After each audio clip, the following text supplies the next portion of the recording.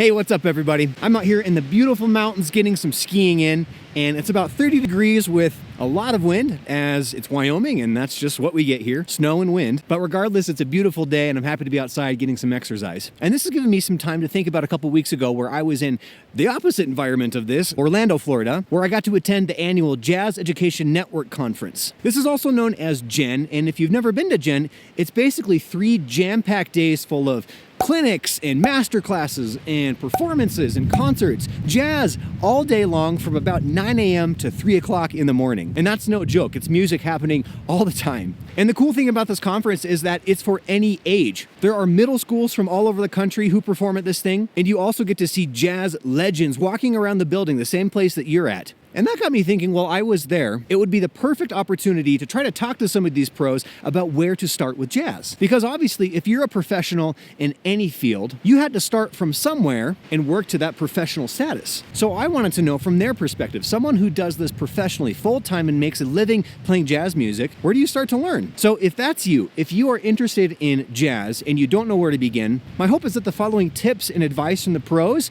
can hopefully encourage you a little bit to start into this music. So it's getting pretty cold out. The wind is picking up more as I am speaking. So I'm gonna head back inside where we can talk more about the conversations I had with these pros. And while I do that, here's a little Rocky montage of my travels from Wyoming, the land of snow and wind, to Florida, the land of sunshine and alligators and orange juice and whatever else they have in Florida. Jazz, apparently. Ready, set, go.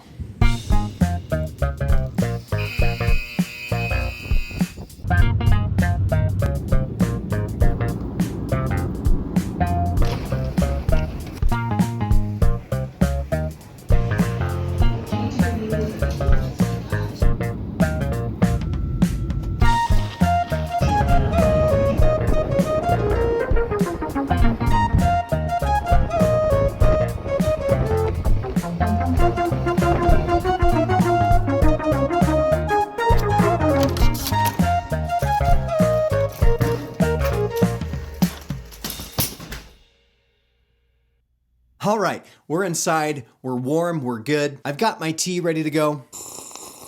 Ugh, a little hot still. Now we're ready to talk some music. While I was at JEN, I had the opportunity to talk to 4 professional saxophonists: Jeff Coffin, Tia Fuller, Rudresh Mahanthappa, and Roxy Koss.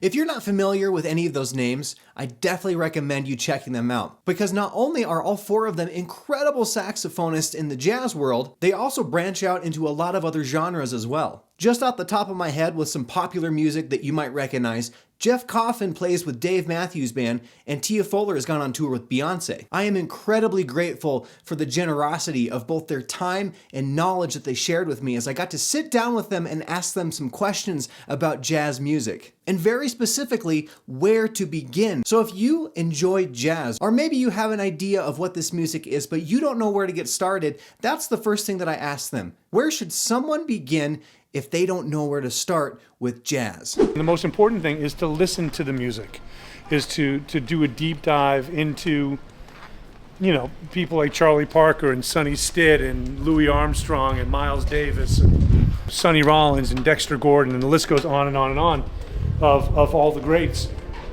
and immerse yourself in it so that as you're trying to learn the language, you know the accent, you understand the authenticity of the swing rhythm of funk, or whatever kind of music you want to play. It doesn't have to be quote unquote jazz, but improvisatory music is kind of where we all sit musically, Yeah. And again, it's like, it doesn't have to be genre specific. Okay. Just listen to the music that you want to play, Oh, that's very interesting. I think that depending on what your instrument is, you don't necessarily need to start with jazz to get into jazz, I would say. For me, I grew up in the 80s. I was learning, like, Clarence Clemens was playing with Bruce Springsteen, Men at Work had a saxophonist, And so I kind of backpedaled, I was just like, oh, where do these guys come from? And then I was listening to the Yellow Jackets and Grover Washington. And so that's what got me into jazz, was more seeking out people that played my instrument in a way that just was captivating for me. Sure. So I wasn't really concerned about whether it was jazz or not. And I think that if we look at the genres first, we're kind of doing ourselves a disservice. I think it's more about finding what you like and then seeing how it relates, and if you have a good teacher that can help guide you. I would say for beginners who are really interested, go to what you love. And it doesn't necessarily have to be jazz, but I would say even go to like an R&B song or a funk song and learn the melody, just so that you can get connected to your instrument, number one, and then two, you can kind of start playing around the melody, which is improvisation, you know. That would be the first thing, is just go to something and try to do what you hear and start from there. The second thing is, this is probably more tactile, is of course the Kind of Blue album. All blues, learn Miles Davis's solo there, and although Miles is playing trumpet on it, the content and the phrasing and the articulation and all of that is going to give you some foundational resources for you to start with, and it's going to start to build your ear. Most importantly, as Jeff Coffin was just talking about, it's important. Number one is to listen, so that it's learning a language, and you want to make sure that you're surrounding yourself enough with the vernacular, the language, so that then when you get to your instrument, you have an idea and an imprint as to what you're going toward. And then I would say, try to get in a situation where not only you're practicing by yourself, but this music is communal. So you can get with somebody, play duo, play trio, play with a group, and just start getting to the music sooner than later, so that you have a palette and you have this playground to really explore it. One reason why I think jazz is amazing is that it is for you. Jazz is about celebrating the individual and coming together as a collective. So it's about teamwork, but like having your own voice, which really represents kind of a democratic structure, right? And so you can participate wherever you're at. The point is that you're supposed to be sharing your voice and your thoughts and perspectives, musically, of course. As jazz musicians, we're all students of the music. We're never gonna like achieve jazz. You're never gonna get to that point where you're like, I finally got it. You know, as soon as you decide you like the music, that you want to play the music, you are a jazz musician, you know? It's a spectrum, if you will.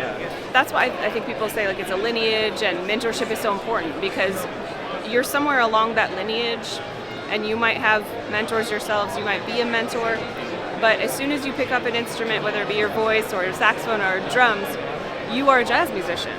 The second thing that I asked them was sort of a reverse perspective of the first question. Basically, what I wanted to know is, have they had any advice at any time make a big impression on them? Something that a mentor or a teacher or whoever gave to them that they've held on with them for their entire lives and that they're never going to forget. Because obviously they are very successful in what they are doing, and someone along the way elevated them, helped them to get where they are today. So what is that profound idea, the thing that kept them going to pursue music? I remember one time a friend of mine said, talk is cheap.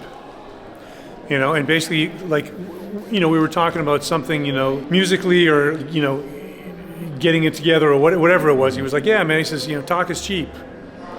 I was like, ooh.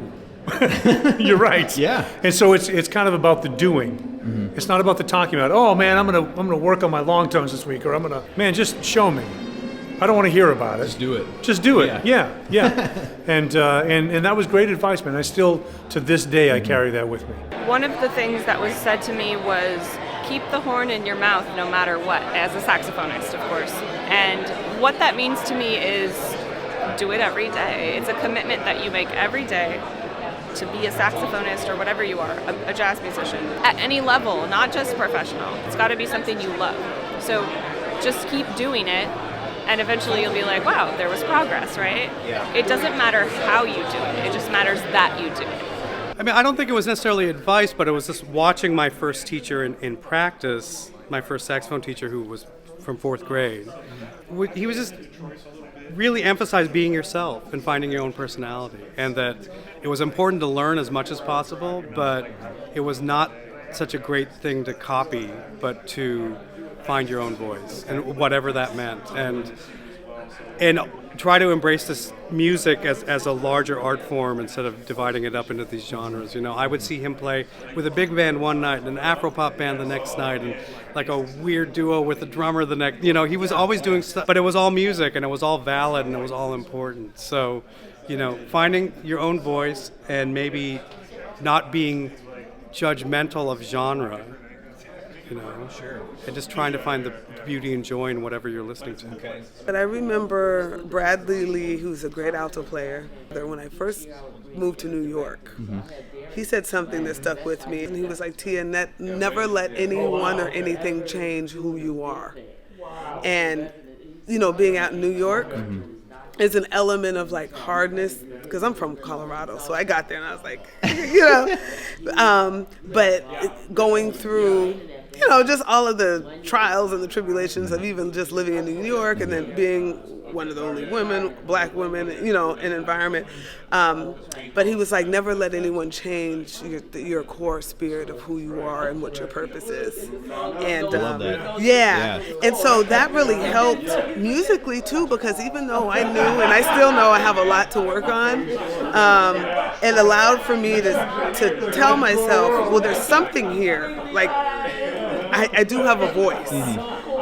Although I need to cultivate it some more, I have a voice, and there's something there for me to hold on to and to continue to build, and to know that I didn't have to sound like somebody else. I could sound like me, and it would be okay.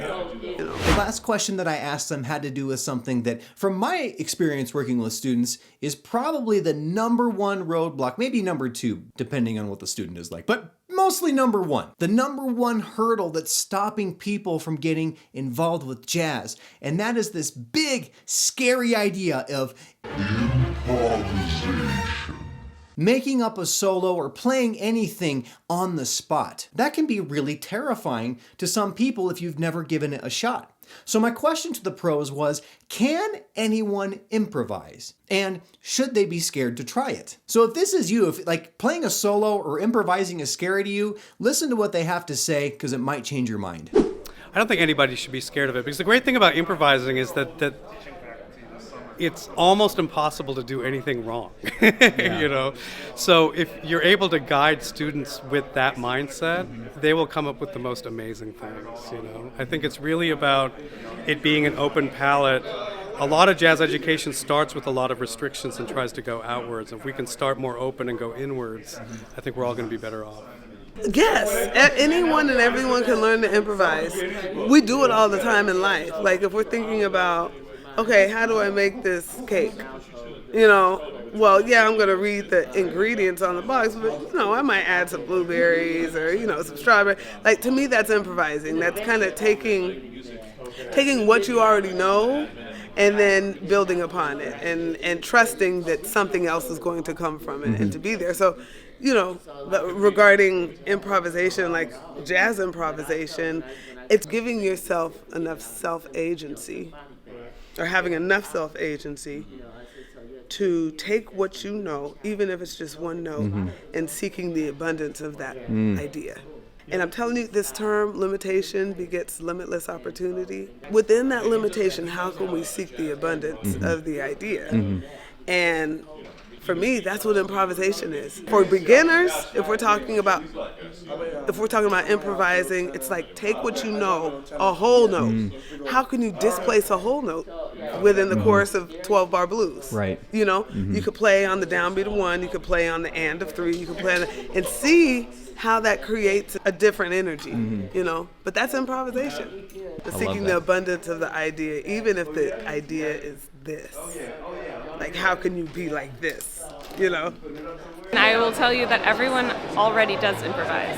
So a lot of people say jazz is like a language, but actually that's incorrect. Jazz is a language. And with any language, you want to become fluent, but you can communicate with one or two words, and it's the same concept as the notes. Improvisation is not scary. It's actually something you're already a master at, because whether you're an English speaker or a Spanish speaker, you do it in the language that you grew up speaking, right? We are fluent in that language, so we improvise. I didn't memorize what I was going to say to you, right? It just comes out because it's what I want to say, put into that language, spoken fluently. So we're all masters at it already. We just have to apply it to jazz, that language. So you do have to learn this as a second language, and it takes time. And really that's all it is. It's time. There's no shortcuts. It's just do it. Do it every day. I mean, you can make the most beautiful solo with one note. And so as soon as you know how to play one note, you can be a jazz musician. Okay. And you can say a lot through that note, through your tone and inflection and dynamics and rhythm and, you know, even octaves, right? Sure. So, and then as you add your theoretical knowledge and as you add to your conceptual knowledge of jazz and learning the language, it just becomes deeper. But you can say something really worthwhile and beautiful with very little knowledge. So you don't need to have a doctorate in jazz to play good jazz and to reach people, which I think is what it's about, and having conversations with other musicians. No, absolutely not. You should not be scared whatsoever. That's one of the reasons I developed this Connecting the Dots app. Like the movie Ratatouille, Everyone Can Cook. Yeah. That was one of the inspirations for the app, actually. Right on. And but no, absolutely, everybody can improvise. It doesn't mean you're going to be Charlie Parker, you know, or Coltrane or Chris Potter or whoever. But you can develop through your own creativity and imagination a way of understanding chord changes that is very accessible and that is relatively easy to understand once you understand kind of like the hieroglyphics of jazz. Like if you see a slash mark, like a C slash, what does that mean? Or a triangle or just a 7. Once you understand some of that, then you're well on your way. We have to understand the vertical as we're understanding the horizontal. So the vertical is the bones, the skeletal system. If you think about what your body would look like without a skeleton, Right. you know, it'd have no definition, just be kind of a big blob. That's what a lot of people's improvisation is, because they don't understand the skeletal system. They don't understand where the chords are sitting, where the arpeggiations come from. You know, once you understand that, then you're on your way. If I was to describe Jen in one word, that word would probably be inspiration, because inspiration is literally everywhere in lots of different fashions.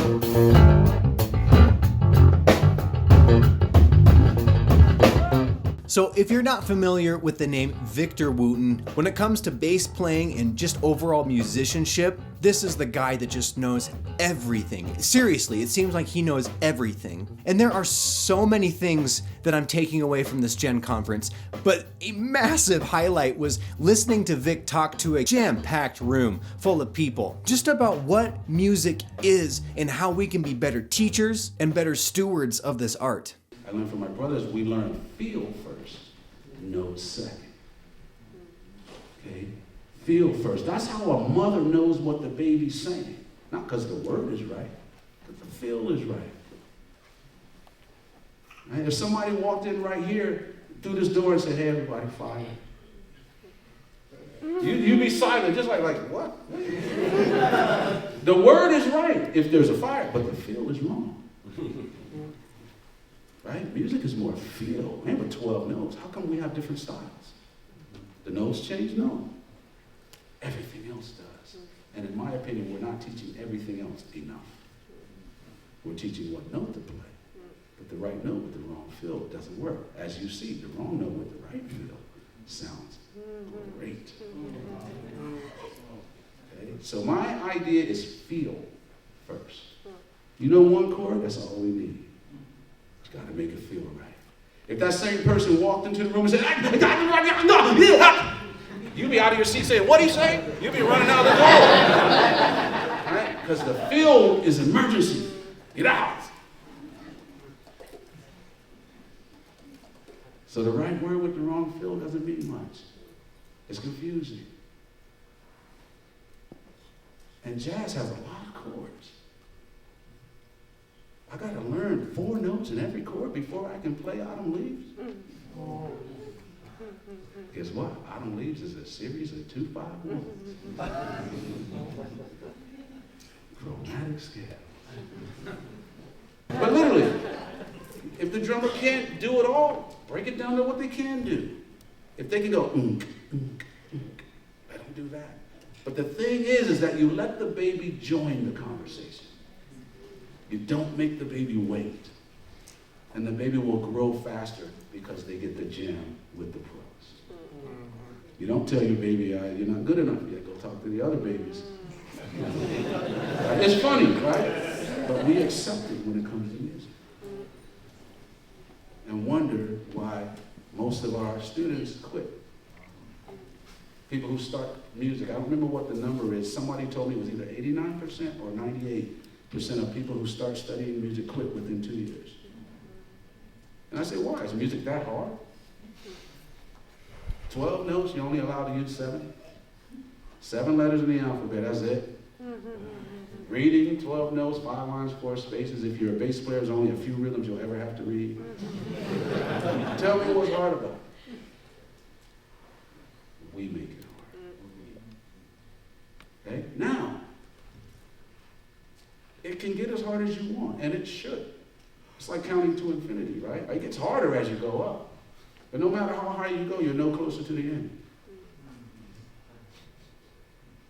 Doesn't matter how far you go. And a lot of us that are going so far and, we don't realize we're losing and leaving our audience behind. So you want to be able to go far, but take your audience with you so that they can see how cool you are. It seems like it's been cool to leave our audience in the dust. If I can play above your head, I'm really good. If you like playing for just a few people, then cool.